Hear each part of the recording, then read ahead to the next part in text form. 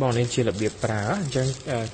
ពេលបងដាក់គ្រឿងក្រៅចូលទៅខាងក្នុងនេះអស់ហើយណាបងអញ្ចឹងយើងចាប់ដាក់បិទក្របមកពេលបងដាក់បងពវល់នេះញ៉ាំរបស់វានេះឲ្យវាចូលខាងក្នុងអញ្ចឹងមកបងមួលវារឹតមកណាបងមួលវារឹតមកតឹងល្មមមកបាទសងខាងវាមានសងខាងបងអញ្ចឹងបងមួលវាពេលតែបងមួលហើយ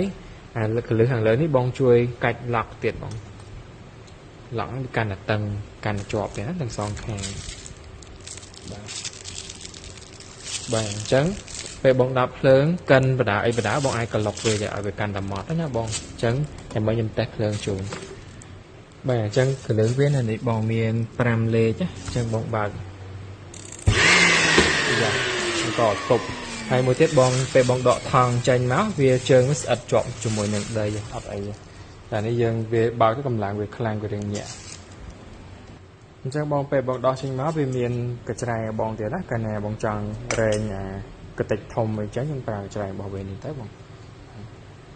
ហើយនៅខាងក្នុងបងវាមានកបិតឲ្យបងមកឈុតជាមួយនឹងជក់បោះសម្អាតបង